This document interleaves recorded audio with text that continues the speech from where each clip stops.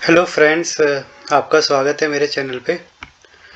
तो आज मैं आपके साथ CSIR नेट का ऑनलाइन फॉर्म फिल करने आया हूँ। तो आपके जैसे कि बहुत सारे डाउट आ रहे थे कि कैसे फॉर्म भरना है और क्या क्या चीज़ें इसमें रिक्वायरमेंट है। तो चलिए आज इन सभी डाउट को ख़त्म करते हैं और मैं आपके सामने लाइव फॉर्म भरता हूँ। तो ये देखिए, आपको सबसे पहले NTA की साइट में जाना है। तो आपको ये ऑप्शन मिलेगा ऑनलाइन रजिस्टर्ड कैंडिडेट का साइन इन करने के लिए। पर जैसे कि आपको मैं बोल रहा हूँ, पहली बार मैं ये फॉर्म भर रहा हूँ तो हमें न्यू रजिस्ट्रेशन करना पड़ेगा। तो चलिए न्यू रजिस्ट्रेशन करते हैं। तो इससे पहले कुछ डिटेल्स हैं, जो आप चाहें तो पढ़ भी सकते हैं और चाहें तो स्किप कर सकते हैं। जनरली फ़ीस के बारे में लिखा है कि 1000 रुपीज़ फ़ीस लगेगी जनरल के लिए, और रिस्पेक्टिव जो अलग कैटेगरी से उनके लिए अलग फ़ीस है। और बाकी क्या क्या चाहिए वो लिखा हुआ है, फ़ोटोग्राफ सिग्नेचर, और उनका पर्टिकुलर साइज़, और कैसे आपको पासवर्ड बनाना है ये लिखा हुआ है। और तो चलिए आगे बढ़ते हैं। इन सब को आप चाहें तो पढ़ लेना, चाहे स्किप कर देना। तो मैं प्रोसीड करता हूँ। तो कैंडिडेट नेम, मैं यहाँ पे किसी और नाम से फॉर्म भर रहा हूँ ताकि आप बस अभी समझ पाएँ। समीर रावत, लेटर सपोज यहाँ पे नाम रख देते हैं कुछ भी, राजवीर रावत। मदर नेम यहाँ पे Monika Rawat. Okay, date of birth candidate यहाँ पे दिमाग लगाने की ज़रूरत नहीं है। और जेंडर मेल से मैं भर रहा हूँ ये फॉर्म। आइडेंटिटी टाइप, देखिए आपको आइडेंटिटी टाइप कोई सा भी चलेगा आपके पास, चाहे पैन कार्ड हो, चाहे पासपोर्ट हो, चाहे वोटर ID कार्ड हो, चाहे राशन कार्ड हो। तो मैं यहाँ पे any other valid government identity with photograph लिख रहा हूँ। मैं यहाँ पे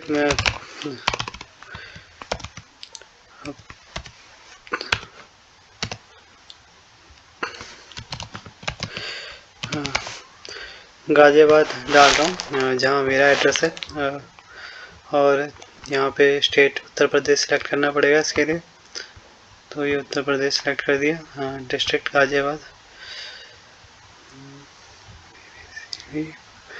गाज़ियाबाद कुछ भी डाल दिया। चलो पिन कोड भी कुछ भी डाल दिया। Same as permanent address. Password रख लेते हैं कुछ भी।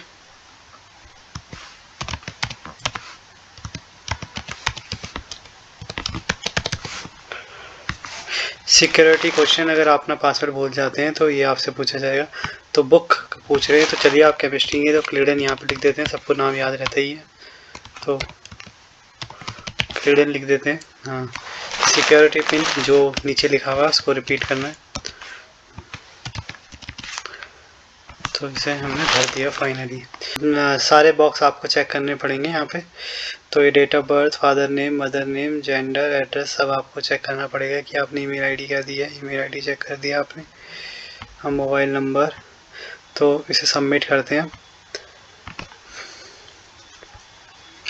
तो मैं सबमिट कर रहा हूँ फाइनली। तो आप जैसे ही इसे सबमिट करेंगे तो आपका सबसे पहले रजिस्ट्रेशन तो हो गया। अब आएगी एप्लीकेशन फॉर्म की बारी, कि एप्लीकेशन फॉर्म आपको भरना है। अब कंप्लीट एप्लीकेशन फॉर्म, ये एप्लीकेशन नंबर है, इसको कॉपी कर लेते हैं, कभी आगे ज़रूरत पड़ेगी तो। कंप्लीट एप्लीकेशन नंबर है, वैसे मोबाइल में मैसेज आ चुका है मेरा एप्लीकेशन नंबर, तो दिक्कत है नहीं। तो आप देखिए, अब आपको यहाँ से भरना है फॉर्म। नेशनलिटी आपको इंडियन डाल देते हैं। कैटेगरी जनरल के लिए, तो यहाँ पे भी जनरल के भर रहा हूँ फ़िलहाल। तो कोई डिसेबिलिटी है नहीं तो इसे हम नो कर देते हैं। डायबिटिक के लिए भी हम नो ही कर देंगे, इसके भी नो ही कर देते हैं। अप्लाई फॉर, तो अगर आप देखिए आप GRF के लिए अप्लाई करते हैं तो भी आपको नेट मिल जाएगा, अगर आपकी रैंक GRF में आ जाती है तो। और अगर आप सिर्फ नेट के लिए अप्लाई करते हैं तो अगर आपका GRF भी आता है तो भी आपको सिर्फ मतलब लेक्चरशिप ही मिलेगी। तो इसलिए कोशिश करें आप GRF के लिए ही अप्लाई करें अगर आपकी एज 29 के अराउंड बैठती है। तो वैसे 28 चाहिए, पर इस साल 1 साल का रिलैक्सेशन है तो 29 तक GRF के लिए ही अप्लाई करें, ताकि आपका दोनों ही पूरा हो जाए, लेक्चरशिप भी और GRF भी। सब्जेक्ट किसके लिए हम नेट ले रहे हैं, केमिकल साइंस के लिए। तो देखिए अब ये जो स्पेशलाइजेशन है ये आपकी मर्ज़ी है, आप कुछ भी ले सकते हैं। हाँ, जनरली मैं फिजिकल लेता हूँ तो आप कुछ भी ले सकते हैं। ऐसा नहीं है कि आपका एमएससी में क्या था या एमएससी में क्या हो या आगे आप क्या करना चाहते हैं। हाँ, इससे ज़्यादा फ़र्क पड़ता नहीं। Medium of question paper English रख लेते हैं। एग्ज़ाम सिटी दिल्ली एनसीआर भर देते हैं, अगर दिल्ली एनसीआर मिलता है तो दिल्ली एनसीआर ये रहा। और सेकंड चॉइस में हम भर देते हैं, सेकंड चॉइस में चंडीगढ़ भर देते हैं। ये गाज़ियाबाद नोएडा भी होगा वैसे तो, नोएडा अच्छा दिल्ली एनसीआर के अंदर ही आ गया तो नहीं मिलेगा।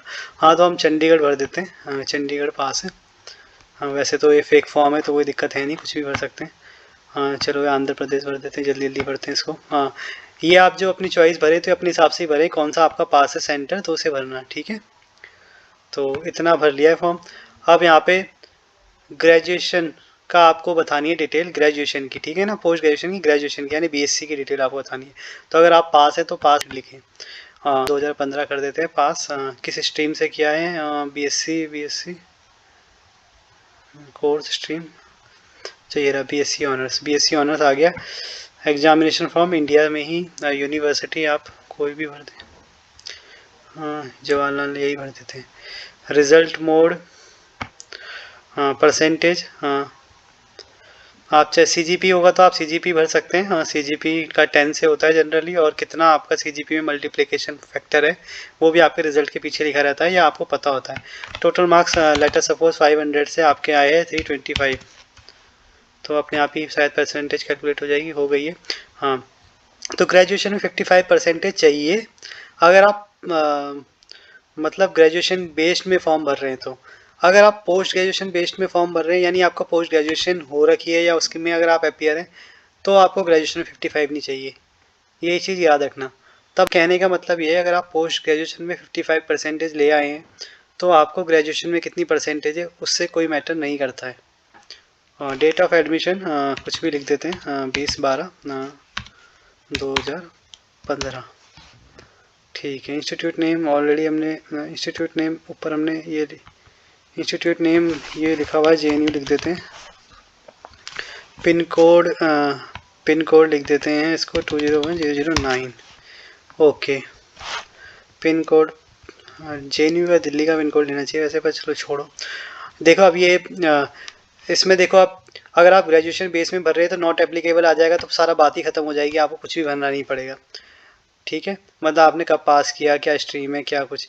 पर अगर आप मतलब अभी सेकेंड ईयर में या फर्स्ट ईयर में तो रिजल्ट अवेटेड लिखें, और अगर आप पास हो गए तो पास लिखें। तो हम पास से मैं भर रहा हूँ जनरली फॉर्म, ताकि सबको सारी चीज़ें क्लियर हो जाए। चलो 20 में तो कोर्स स्ट्रीम वही एमएससी, एग्जामिनेशन फॉर्म वही है।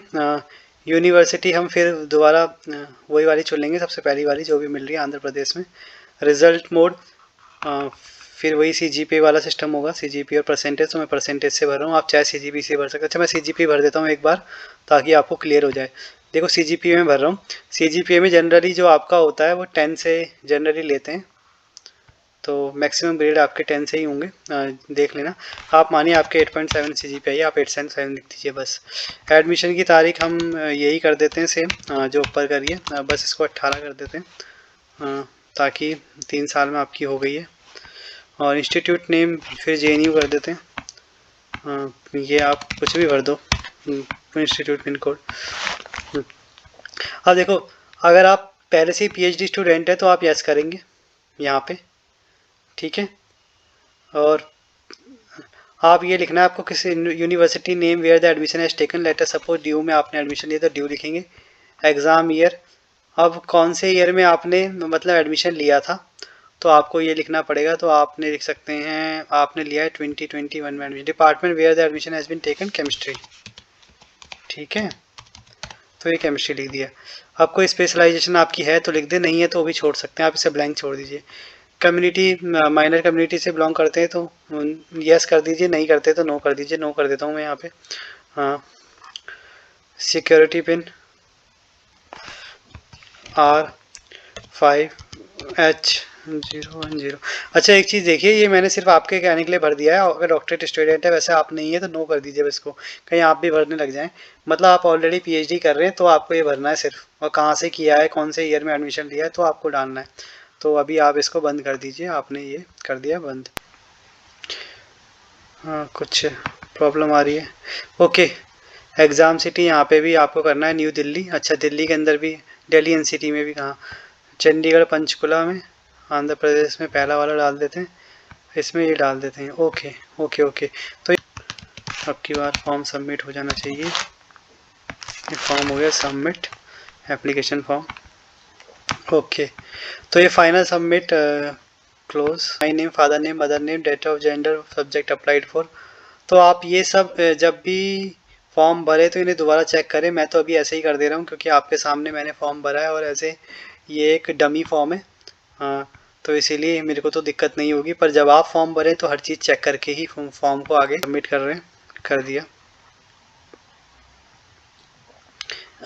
तो अब डॉक्यूमेंट अपलोड करने हैं, तो अपलोड डॉक्यूमेंट को अपलोड करते हैं। चलिए करते हैं। तो देखिए, आपको एक फ़ोटोग्राफ अपलोड करनी है, तो चलिए एक फ़ोटो ले लेते हैं कोई सी भी। फ़ोटो ये डमी है तो कुछ भी ले सकते हैं। मैं ही मिल जाऊंगा, ये देखो। तो ये रही फ़ोटो, इसको ही कर लेते हैं कॉपी सेव में। तो अब जाके शायद मेरे को लगता है सही हो जाएगी। तो जितना भी आ रहा है कोई बात नहीं, हमें तो मतलब ये तो डमी है तो मेरे को कोई दिक्कत है नहीं। देखो, आपको इतना ही स्पेस में फ़ोटो आनी चाहिए, तो मैं इसको एडिट नहीं करूँगा, वो आप अपने हिसाब से एडिट कर लेना अपनी फ़ोटो को। तो मैं अभी फ़िलहाल के लिए ये डाल देता हूँ, ये डन कर देता हूँ, डन। और ऐसे ही दोबारा मैं आपको साइन के लिए बता दूँ, साइन भी आप अपने हिसाब से एडिट कर लीजिएगा। साइन मतलब इतना स्पेस में आपका साइन आना चाहिए, तो आप देख लीजिएगा कि इतने स्पेस में आपको कैसे सेट करना है। तो मैं आपको यहाँ पे ये डन कर देता हूँ। तो ये दोनों चीज़ें अपलोड हो गई हैं, अपलोड और अपलोड, दोनों चीज़ें अपलोड हो गई आई थिंक। ओके, अपलोड हो गया। ये अपलोड नहीं हुआ, इसको अपलोड कर देते हैं, ये सेम चीज़ को। ओके, ये लो अपलोड कर दिया, बाल अपलोड कर दिए मैंने अपने। ठीक है, तो आप ये देखें, फिर अपलोड बटन दबाएंगे, ये भी अपलोड हो गया है। तो अब आप देखें कि इस पूरे फॉर्म में कोई दिक्कत नहीं, जितना आपको लग रहा था कि फॉर्म बहुत भरना बहुत मुश्किल है, तो आप देखें कुछ भी इसमें दिक्कत नहीं है। बस आपको अपनी डिटेल पता होनी चाहिए, सही पता होनी चाहिए, तो आप इसे भर देंगे। फाइनली मैंने सबमिट कर दिया है और ये फॉर्म आपको बिना किसी परेशानी के भर दिया जाएगा। मतलब कोई भी ऐसी चीज़ नहीं है जो मेरे को लगता नहीं है कि मैंने आपको नहीं बताई होगी। अब देखो, लास्ट चीज़ जो है वो है एप्लीकेशन फ़ी पेमेंट। अब देखो, ये डमी है तो मैं ज़ाहिर सी बात है पेमेंट तो करूँगा नहीं, पर आपको फिर भी आगे तक का दिखा देता हूँ। ऑनलाइन पेमेंट ये रही, और ये प्रोसेड कर दिया हमने पेमेंट के लिए।